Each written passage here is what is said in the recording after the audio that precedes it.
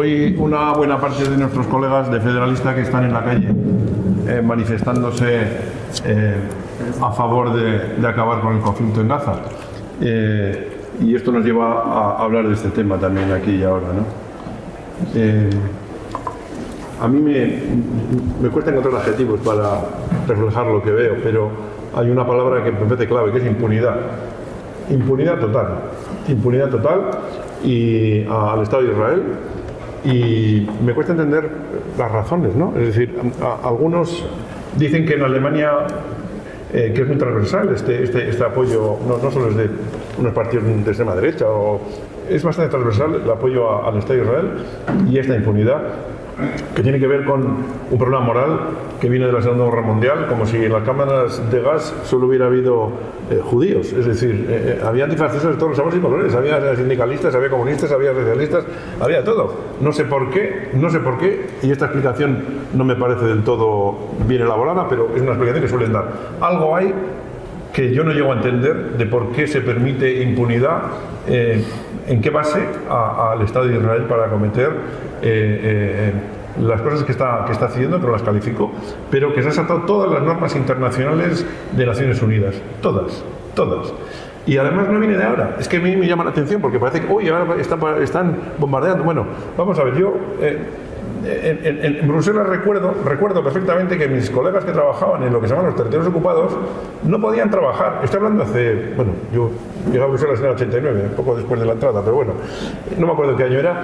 Tenían miles de emails y de llamadas de teléfono a sus teléfonos de trabajo para que no pudieran trabajar. No pasaba nada, nadie decía ni mu. No había conflicto todavía, como es lo que estamos viendo ahora, ¿eh? Recuerdo que el edificio del Consejo, en unas reparaciones que hicieron, estaba trufado de micrófonos, trufado. Habían puesto micrófonos en todos los pasillos, en todas las salas, en todas las habitaciones, y iban directamente a la embajada de Israel. Y no pasó nada. No hubo nada. Nadie dijo nada. Construimos otro edificio del Consejo, pero costó una pasta. Para tenerlo, se supone que con normas de seguridad mejores. De hecho, muchas reuniones del Consejo, que eran muy discretas, se tenían que pedir salas a la OTAN, que serán de seguridad, para poder hacer reuniones. Pero nadie decía ni mo. Y esto no, me cuesta entender todos estos fenómenos. ¿Por qué hay esa connivencia con esa impunidad? Cuando, digamos, el derecho internacional es el que avala la creación del propio Estado de Israel, y luego no se respeta absolutamente nada de los tratados de Naciones Unidas. Y me llama muchísimo la atención que Ursula von der Leyen, la presidenta del Consejo, desautoriza a Pepe Borrell y va a visitar a Netanyahu en un claro desafío a las propias normas de la Unión Europea, porque Pepe Borrell, a quien tú conoces muy bien,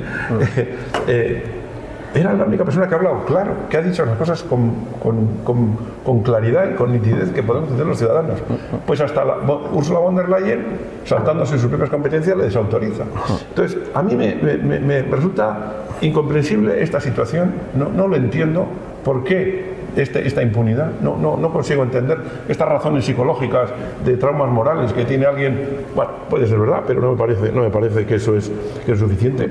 Pero si queremos tener credibilidad en el mundo, y no con el mundo, sino con nosotros mismos, en cuanto a la defensa de valores, tenemos que hacer algo.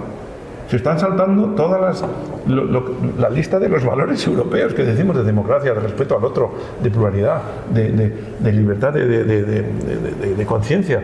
Están completamente pisoteados. El marco global que nos habíamos dotado, donde la Unión Europea tenía un peso importante en Naciones Unidas, parece que no existe.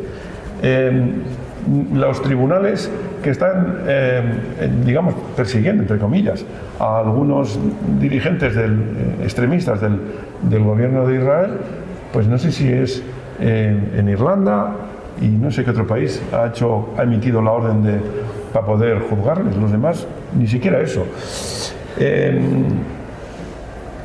¿Qué vectores podemos poner en marcha para que esto entre en un sistema, digamos, no medieval de matar al enemigo, sino de que pueda haber dos estados, o la solución política que corresponda, y que acabe esta barbarie?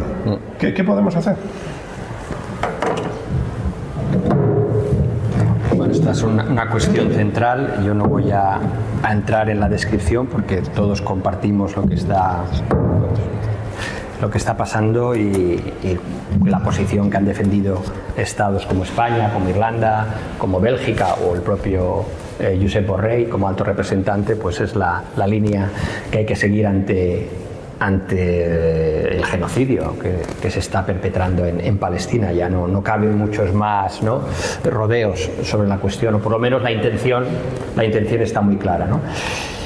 Y ahí hemos tenido una gran dificultad como europeos, es innegable. La comparativa es muy clara, ¿no? Cómo hemos reaccionado con Ucrania y cómo hemos reaccionado con Palestina. Y esto es demoledor porque con Ucrania se ha reaccionado bien, pero claro, algunos cuestionan que lo de Ucrania es la respuesta correcta si tú no eres capaz de dar la respuesta equivalente, ¿no?, en el caso de Palestina. Y además nos ha generado un gran problema en el sur global, porque el sur global al principio más o menos nos siguió bastante en la guerra de Ucrania, pero poco a poco se han ido descolgando, en parte porque algunos decían, bueno, esto al final es un problema de los europeos, que son nuestros antiguos poderes coloniales, bueno, para que ahora vienen aquí a buscar solidaridad, o los rusos siempre nos ayudaron en las guerras de liberación, ¿no?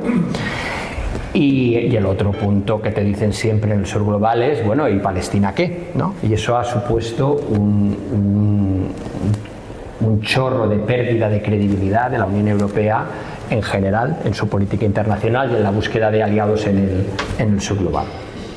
¿A qué se ha debido? En primer lugar, hay un problema institucional, que ya lo he mencionado antes, que es que la política exterior requiere de la unanimidad de 27. Y poner de acuerdo a 27, en el caso de Ucrania fue más fácil, no fue facilísimo todo el tiempo, porque teníamos también a Hungría, como sabéis. Orbán es más bien prorruso, por decirlo de manera suave, y ha habido que cada vez vencer la resistencia de Hungría, compensarle, diluir muchas de las sanciones que queríamos hacer. Recuerdo, por ejemplo, que una lista de sancionados hubo que quitar al patriarca de Moscú, que es un agente de Putin, porque si no Orbán no aprobaba el paquete. Es decir, que eso lo hemos vivido también con Ucrania, pero también con el liderazgo de Pepe Borrell. Bueno, ya vamos por 18 paquetes de sanciones y habrá más. En el caso de Palestina, por desgracia, no hemos alcanzado el nivel de cohesión hasta ahora. Creo que puede haber un cambio, y ya explicaré también por qué. En primer lugar, por lo que has citado, yo no creo que haya más que eso realmente. El principal problema ha sido Alemania.